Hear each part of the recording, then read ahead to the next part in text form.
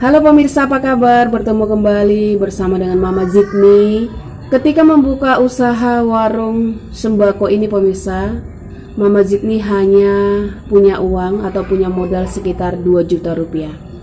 Yang mana itu pun tempat usaha Mama Zidni ini hanya mengalihfungsikan dapur menjadi toko yang lebarnya kurang lebih 3 meteran, 4 meteran pemirsa. Dan jualan Mama Zidni ini juga di desa, yang mana jarak antara rumah yang satu, tetangga yang satu itu tidak terlalu berjauhan. Dan mata pencaharian penduduk desa tempat Mama Zidni tinggal ini mayoritas itu petani. Ketika dengan hanya punya modal 2 juta itu pemirsa, seminggu sebelum mempunyai usaha itu Mama Zidni survei ke pasar tradisional, ke kota atau daerah-daerah yang banyak namanya toko-toko ataupun ruko-ruko yang menjual sembako ataupun jajanan-jajanan. Setelah saya survei, akhirnya Mama Zidni ketemu namanya 3 agen. Yang pertama itu dekat rumah sekitar 1 kilometer, yang kedua di pasar tradisional sekitar 2 kilometer dari rumah jarak tempuhnya, yang ketiga itu di daerah perkotaan. Jadi antara ketiga supplier itu bisa terpercaya pemirsa. Dalam arti kata mereka memang ada selisih harga antara agen 1, 2, dan 3. Tetapi antara 3 agen tersebut selalu namanya tersedia barang. Stok barangnya ada selalu. Jadi saya tidak khawatir ketika barang yang saya akan beli di agen 1 kosong, saya bisa pergi ke agen 2 ataupun ke agen 3, begitu sebaliknya. Ketika memulai usaha ini pemirsa, banyak yang mengatakan kepada saya, kenapa tidak menyewa kios atau ibaratnya menyewa ruko-ruko kecil? Ya bagaimana saya mau nyewa kios sementara saya hanya punya uang 2 juta rupiah. Terkadang mereka mengatakan, di sini itu sepi loh, dalam gang lagi, mana ada yang beli. Biasanya seperti itu adalah orang-orang yang hanya memutuskan harapan kepada orang-orang yang pengen namanya berusaha. Kalau saya sih orangnya masuk kanan keluar kiri pemirsa, tidak ambil pusing. Biasanya kalau orang ibaratnya ada membuat suatu usaha, pasti ada namanya kerikil-kerikil tajam yang menghadang. Itu dia. Jadi dengan modal 2 juta ini pemirsa, belanjaan yang saya belanjakan itu bisa dikatakan minimalis, sedikit, tetapi beraneka ragam. Itu pun memang jumlahnya tidak begitu banyak, karena hanya dengan modal 2 juta dapat apa aja pemirsa. Yang pertama saya belanjakan namanya mie instan, karena mie instan adalah salah satu barang yang fast moving, dalam arti kata cepat terjual. Itu pun juga saya belanja mie instan itu hanya per piecesnya itu ibaratnya contoh ya, yang laris itu yang saya tanya agen ataupun ibaratnya saya tanya namanya para tetangga kesenangan mereka itu apa, yang laku itu seperti mie sedap, indomie, mie kuah soto. Pertama sekali saya jual hanya itu pemirsa, dan itu pun belinya tidak langsung 1 dus ya, hanya 5 pieces 1 item, 5 piece 1 item, itu dia. Jadi dapat 15 biji. Itu yang pertama dari mie instan. Yang kedua, ketika saya memulai usaha itu, minyak sedang namanya, iya nak, minyak sedang namanya harganya lagi tinggi-tingginya, lagi naik daun minyak. Jadi saya hanya beli minyak 2 botol, itu pun ibaratnya yang tidak sampai kemasan yang 1 liter, hanya dapat kemasan yang 800 ataupun 900 liter. Itu pun hanya beli 2 botol pemirsa. Itu dia. Yang berikutnya saya beli gula. Gula itu saya beli dua kemasan ya, yang gula biasa, gula putih biasa, dan gula yang kemasan. Itu juga saya beli hanya 2 kilo, ukuran setengah kilo gula yang biasa, sekilo gula kemasan, 2 bungkus, berarti 2 kilo. Itu dia. Yang berikutnya saya belanja jajanan anak-anak pemirsa. Pertama sekali saya namanya jualan minuman-minuman ya. Sudah pernah saya ceritakan di blog sebelumnya.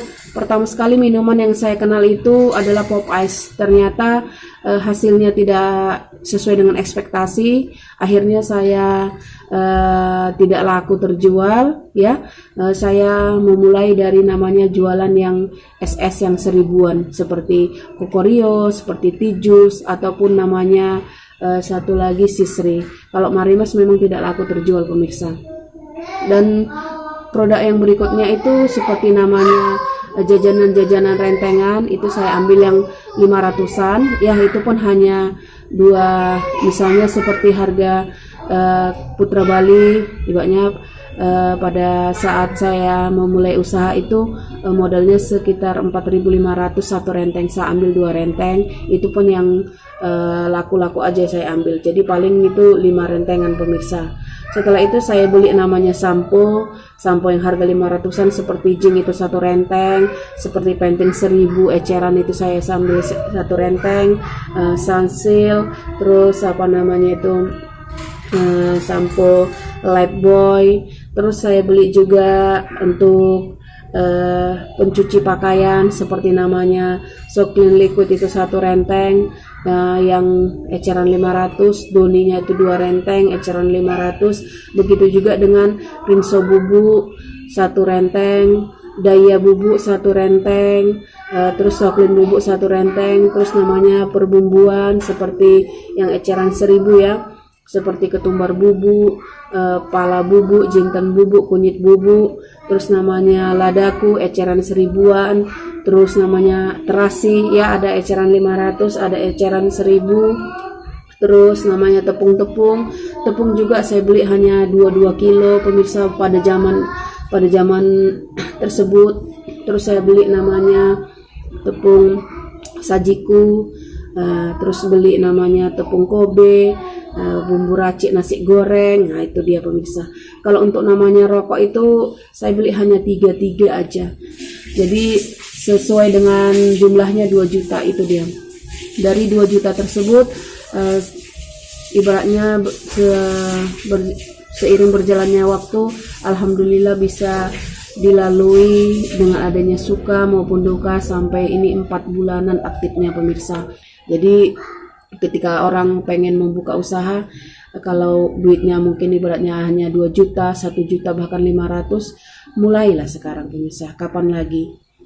Memang kita tidak seperti namanya senior yang 20 juta, karena kalau kita namanya membuka Google, dicantumkan kita namanya klik aja modal membuka suatu usaha, pasti rata-rata tertulis 20 juta.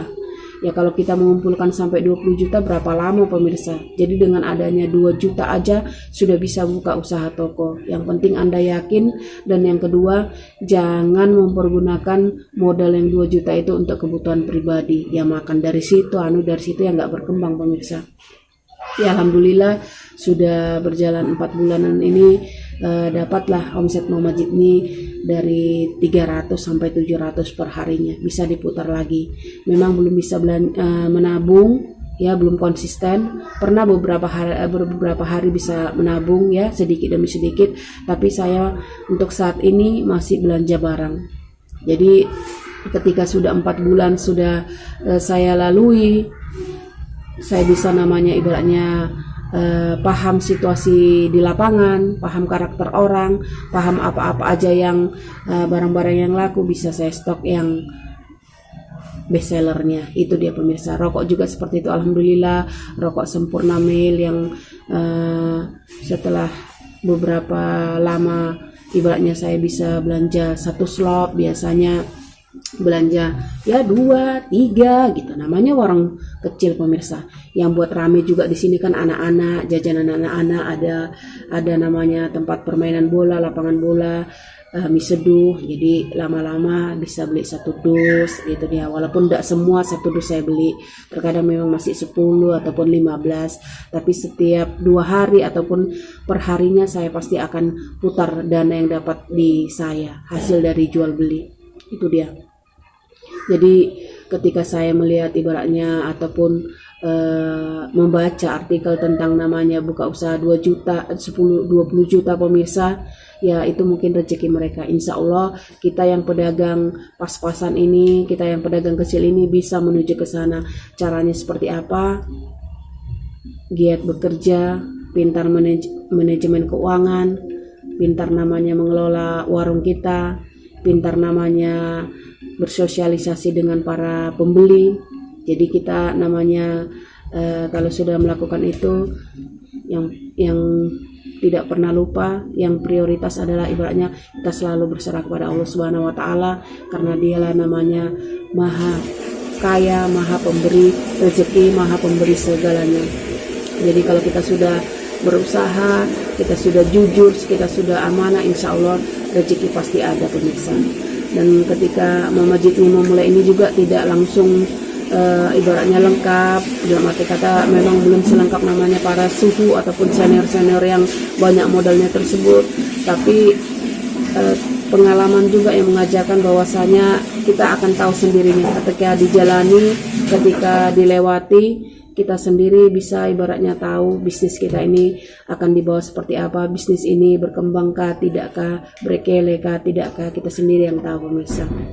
Jadi sudah 4 bulan ini aktif, alhamdulillah bisa sedikit demi sedikit bisa namanya pertama sekali bisa namanya beli namanya untuk tempat jajan, bisa beli namanya besi untuk dirakit sendiri. Ibaratnya inisiatif kita pemirsa, tidak perlu malu, tidak perlu gengsi. Kalau kita gengsi, siapa yang mau ngasih kita makan pemirsa?